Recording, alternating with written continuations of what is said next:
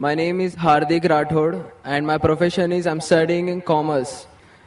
So my question is, I'm not clear with the concept of Makkah. That every person says that Makkah is in the center of the world. I'm not yet clear with this concept. I keep on asking with my friends that what actually Makkah is, but no one can give me the reliable answer. So please, I want to request you that please can you tell me in pure Hindi or English that what the actual concept of Makkah is? भाई साहब का सवाल है कि मैं अब तक ये नहीं जान सका मक्का क्या है, मैं ये नहीं जान सका क्यों कहते हैं कि मक्का ज़मीन के सेंटर में है, महवर में है, मैं ये नहीं जान सका कि मक्का क्या चीज़ है। भाई साहब, मक्का जिस तरीके से कुरान मजीद में जिक्र आता है सूरह इमरान में सूरह नंबर 3 आयत नंबर 96 में कि मक्का वो जगह है जो सबसे पहले इबादत के लिए बनाई गई, सबसे पहले इबादत की जगह बनाई गई वो है मक्का। और कुरान मजीद में लिखा है सूरह इसरा में चैप्टर नंबर 17 आयत नंबर 1 में कि इसके इर्द गिर्द अमन है और मक्का को कहा गया है दारुल अमन। और जहां तक के सेंटर का सवाल है, आप जब वर्ल्ड मैप देखेंगे, आप स्कूल में पढ़े होंगे वर्ल्ड मैप आप खोलेंगे तो आप देखेंगे कि नॉर्थ पोल ऊपर है, साउथ पोल नीचे है, वेस्ट की तरफ है अमेरिका, ईस्ट की तरफ आप देखेंगे जापान, सऊदी अरेबिया जो है सेंटर में, और मक्का जो है, जो सिटी मक्का है वो डॉट आप देखेंगे ऊपर और नीचे भी सेंटर में, लेफ्ट एंड राइट में भी सेंटर में। तो इसीलिए वर्ल्ड मैप आप देखेंगे तो मक्का इज इन द सेंटर, मतलब महवर है। तो that is one of the meanings.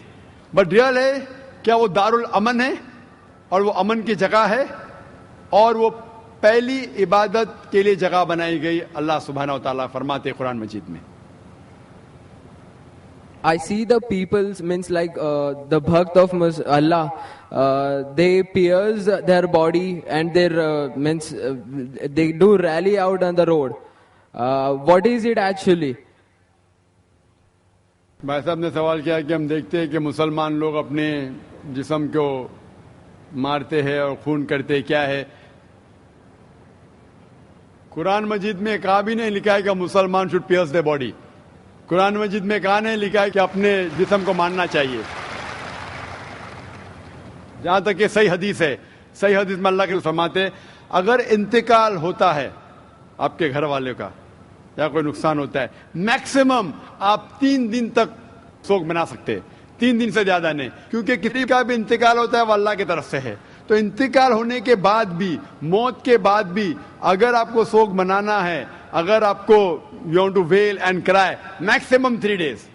तो ये कुरान और हदीस के मुताबिक नहीं है, और कोई भी करता है तो कुरान के खिलाफ करता है। Hope that answers the question. Mic number 1 से सवाल भाई। My name is Abhinav Kumar and I am a marketing manager. I want to ask you a question that why God has created this universe, us, and if God is one, then why He started with so many religions and coming to point and contradicting itself in past, now saying that all these things which are in past, like you have said Bhagavad Gita, Ved or Bible or anything, they are not for this time. If I am seeing the scenario in the present scenario, I am thinking that any religion needs to grow up. Anyone, either it is Hinduism, either it is Christianity, either it is Muslim, any religion, Islam. And why God is contradicting itself by saying those things or saying those things in those scriptures? भाई साहब का पहला सवाल कि खुदा ने, ईश्वर ने हमें क्यों बनाया। दूसरा सवाल कि खुदा ने इतने मुख्तलिफ मज़ाहिब क्यों बनाए, वाई सो मेनी रिलीजन्स। और तीसरा सवाल, खुदा कॉन्ट्रडिक्ट क्यों करता है, खुदा इख्तिलाफ क्यों करता है, पहले ये पहले वो, भगवद गीता में फिर कुरान में, क्यों ऐसा कॉन्ट्रडिक्शन है। 3 سوال برابر. پہلا سوال کہ خدا نے ہمیں کیوں بنایا ہے, اس کے پوری تقریر کیا ہوں میں. Purpose of creation, purpose of creation پوری تقریر ہے میری 1.5-2 گھنٹے کی. سوال جواب کے ساتھ 3-3.5 گھنٹے کی, وقت نہیں ہے, لیکن مین پوائنٹ کہوں گا. اللہ تعالیٰ فرماتے ہیں سورہ ملک میں, سورہ نمبر 67 ورس نمبر 2 میں, الذی خلق الموت والحیات, کہ اللہ سبحانہ و تعالیٰ نے موت اور زندگی بنائی تاکہ وہ یہ جان سکے آپ لوگ میں سے کون اچھا ہے. تو test which of you is good in deeds.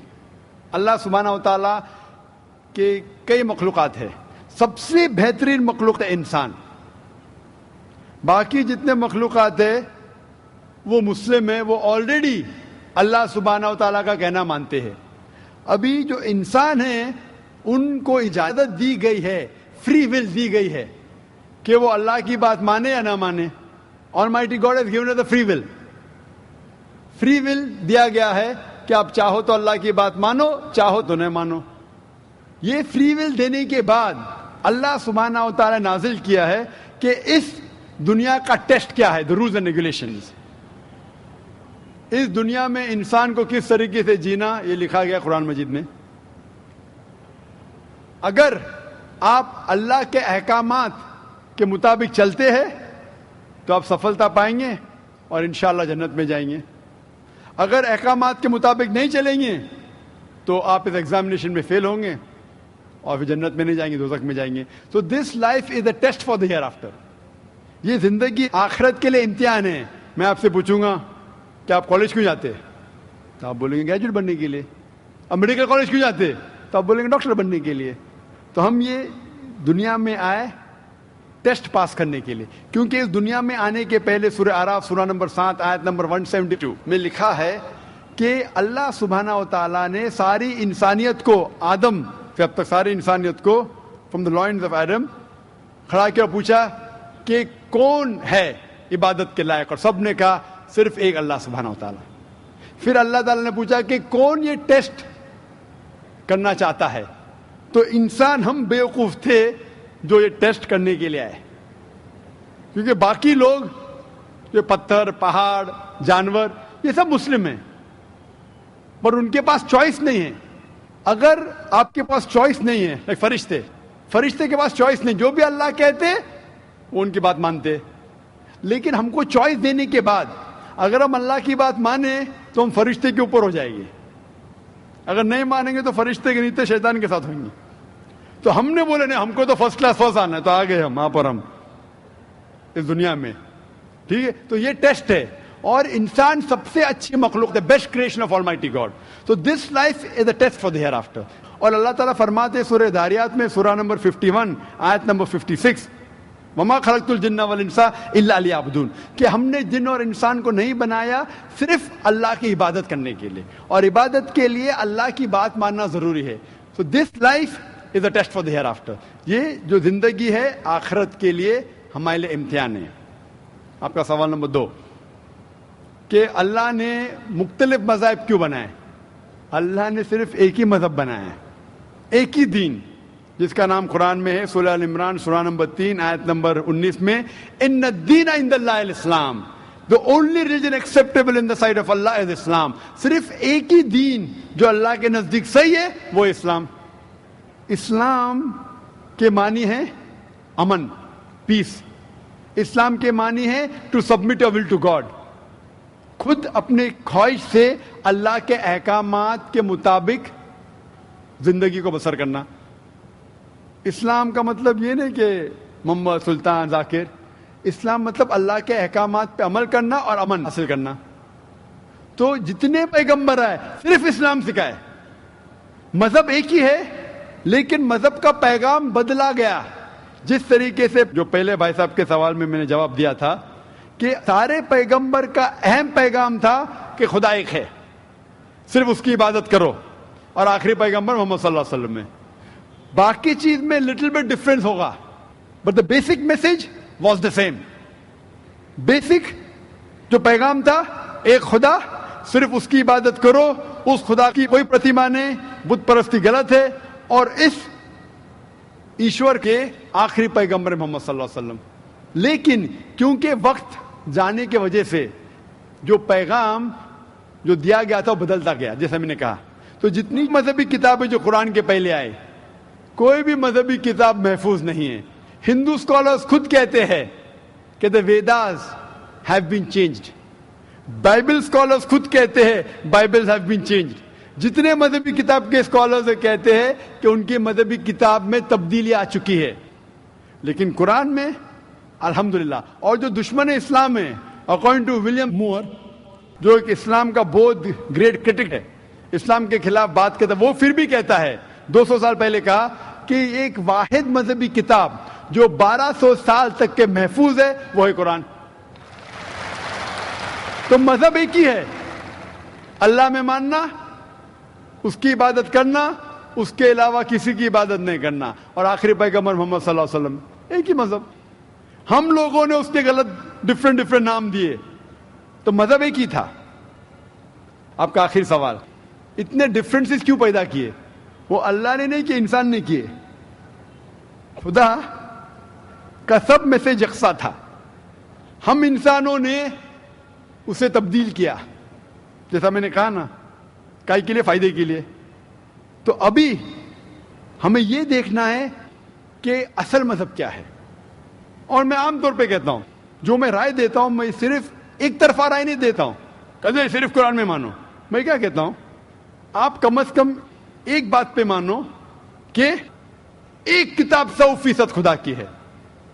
ٹھیک ہے, یہ ماننے میں کسی کو گلا شکوا نہیں ہوگا. ہندو کہیں گا وید خدا کی کتاب ہے, عیسائی کہیں گا بائبل خدا کی کتاب ہے, مسلمان کہیں گے قرآن خدا کی کتاب ہے. پھر میں یہ کہتا ہوں کہ جو ساری مذہبی کتابوں میں یکسانیت ہے, ہم کم از کم اس کے اوپر عمل کریں. جو اختلاف ہے اسے کل ڈسکس کریں گے. صحیح بات, جو یکسانیت ہے, پھر آپ کہہ سکتے ہیں یہ تو وید اور قرآن میں ہے, کرسچن کہیں گا یہ بائبل اور قرآن میں, مسلم کہیں گا قرآن اور بائبل میں, قرآن اور وید میں. تو یہ بات تو 100% خدا کی ہے. آپ اس بات کو تسلیم کرتے کیا نہیں؟ جو چیز کامن ہے بائبل, وید, قرآن میں, وہ 100% اللہ کا کلام ہونا چاہیے. باقی ہے کہنے بعد میں ڈسکس کریں گے. تو ساری مذہبی کتابوں میں لکھا ہے کہ محمد صلی اللہ علیہ وسلم آخری پیغمبر, اختلاف کی بات نہیں ہے. ساری مذہبی کتابوں میں لکھا ہے کہ خدا ایشور ایک ہے, کوئی اختلاف کی بات نہیں. نہ اس کی کوئی پرتیما ہے, نہ کوئی بت ہے, اس کی عبادت کرنا چاہیے. باقی چیز چھوڑو, کم از کم اس پہ تو عمل کرو.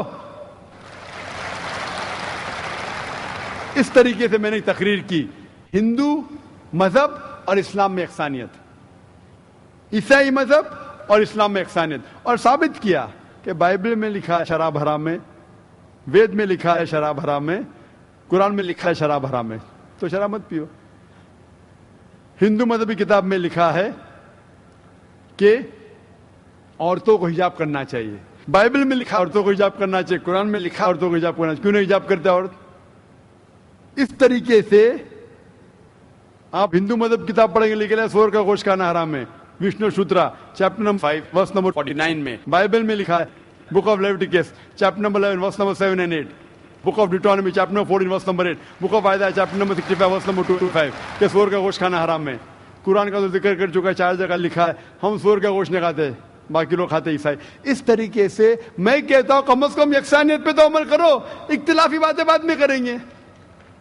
اختلاف انسان نے پیدا کیا, اختلاف پیدا کرنے کے باوجود پھر بھی الحمدللہ جتنی بھی مذہبی کتابیں بدلی گئی ہے, اس کے باوجود جو اہم احکامات اب بھی موجود ہے. اسی لیے میں آپ سے کہتا ہوں کہ ایک خدا میں مانو, نہ اس کی کوئی پرتیما ہے اور نہ اس کے علاوہ کسی کی عبادت کرو, اور آخری پیغمبر محمد صلی اللہ علیہ وسلم میں مانو.